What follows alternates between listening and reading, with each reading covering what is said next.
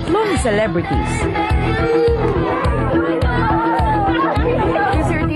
We just 5 reporters.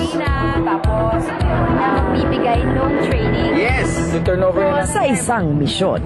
Ang objective ng team nyo ay makapaghanap ng matutulungan tao o pamilya. Matapos tulungan, kaya rin silang tumulong sa iba. Isa itong chain of giving at ikaw ang umpisa ng chain. Ikaw, Bianca, ang team leader. Sa isang contest. Mananalo tayo. Nasa face value lang yan, joke. Paano natin mapapahaba itong chain? So I guess, let's have a goal today. Let's do a fundraising today. Hindi naman kailangan material. Sa loob ng 36 na oras. I can sell my drawing. Yung parang I can do drawings. Can you sing or dance? Ay, hindi na. Yan na naisip ko eh. Wala akong talent eh. Gawin natin, mag-solicit tayo sa mga mayor, governor, Meron ba kang kilala? Wala. Kilala nila ako, joke. Sa mga artista, mayaman sila. Bilisan dahil ang oras ay binibilang. Okay. We'll be wearing this the whole time. Masisira naman yung aking hairdo nito. Mapapel na Santa Claus. Bagay. Graduate na ako. Bugoy Drilon, ang pinakabagong singing sensation. All is well sa pagitan ng mag-asawa. Bianca Gonzalez, TV host, modelo ng kabataan. Dieter Ocampo, matinee idol. Magkakasubukan. Hanggang saan ang kaya nilang gawin para tumulong sa mga taong di nila kilala.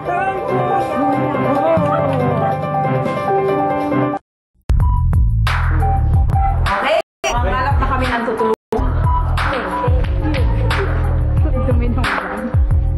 Iba-ibang araw, pero di nagkakalayo ang oras ng umpisa ng Pasapag-asa. Sa unang stopover ng Team Bugoy, namulat agad ang mata ng grupo. Iba ang hatak ng celebrity. Dapat na kami masanay. Madali nakilala ng Team Bugoy ang kanilang sadya. Si Maureen, 15 years old at matindi ang pangangailangan. Hindi siya nakahiga. Nakaganon lang siya. Nakaganon lang ang hirap. Nakadapa. Sa gabi, ganun siya matulog. Nakaupo lang. Tapos hindi mo pwedeng isandal ng todo. Dati wala pa siyang sakit. Ito, itsura niya. May lupus si Maureen. Noong June lang nadiskubre, pero mabilis bumagsak ang kanyang katawan. Kahapon po na anuhan siya ng gamot kasi nung isang araw, sinugod ko sa hospital eh. Padalawang beses na. At ano pong naging sakit ni Maureen kahapon? Tumiri po ang mata niya sa ilong. Nilagnat. Labandera ang ina ni Maureen na si Blessy at walang katulong sa pagtataguyod sa 7 anak.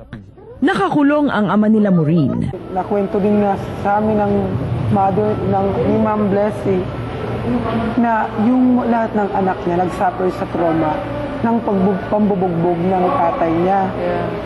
Kumbaga yung lahat ng anak niya may trauma pa rin. Hindi pa rin naalis. Tinanong ko din si Maureen kung nandun pa rin yung galit niya sa tatay niya, yung mga kapatid niya. Nandun pa rin. As girl who has lupus, paano ko namin matutulungan yun? Para kung ano yung tulong, kung parang pwedeng magpa-schedule or ano na. Tawag kami agad sa mga kaibigang doktor at todo pakiusap. May kaunting kumustahan. I'm getting married, that's why.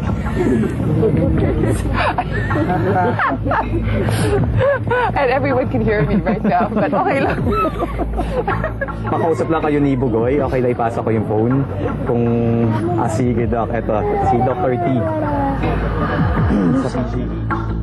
Natagalan bago natsambahan ni Adrian si Dr. T ng PGH. Alam ko yung kung ano kasi mahalaga.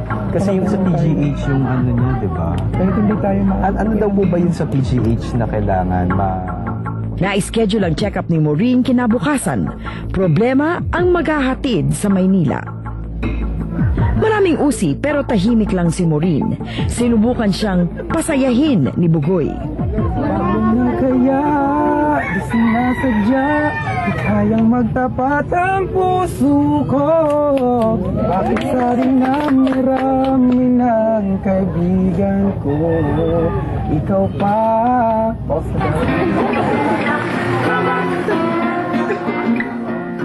May halong suspense naman ang paghahanap ng Team Bianca sa tutulungang si Buddy.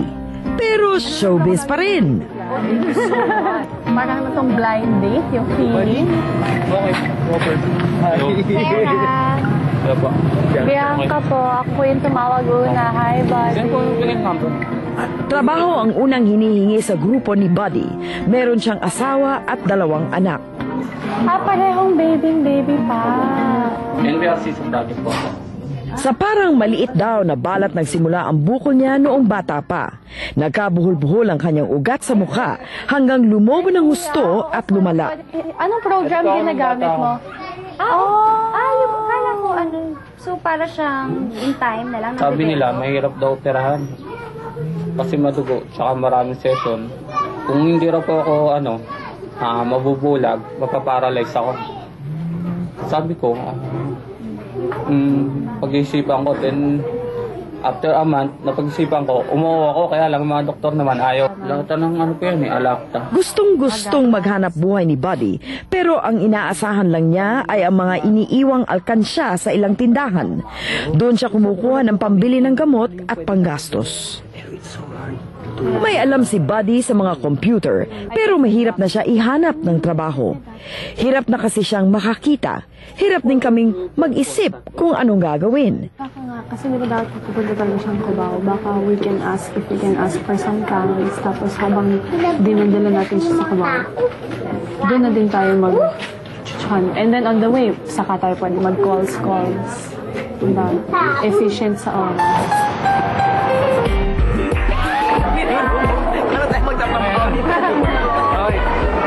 Pasyente na merong mga pangunahing pangangailangan, lalo na para dun sa kanilang pagpapagamot. Dahil yung isang bata na anak ng pipi at bingi yung magulang niya.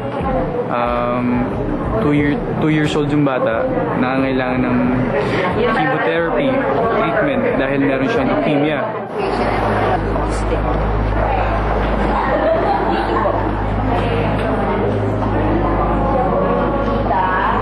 Si Father, hi Father, si Lazaro, and siya po yung patient. James Flores. Ito po yung father niya. Pipi po siya. Nagkaintindihan kami agad ng magulang ni Baby James. Kailangan nila ng pambayad sa laboratory fees ng bata. May kaibigan si Dieter na nag-pledge ng 30,000 pesos. May sobra pa para sa gusto nilang tulungan na taga Bulacan. So, yung laboratory fee niya, binayaran na namin, which is amounting to 17,000. So, yun, kaya nagpapasalamat kami kay Gian Rubio dahil may sobra pa na magagamit naman namin ngayon para makabili ng mga hardware supplies para maayos namin yung bahay ni Aling Belen. Nababasa sila. Kapag umuulan. Mabilis umikot ang balita tungkol sa pagbisita ni Dieter sa ospital. Inabot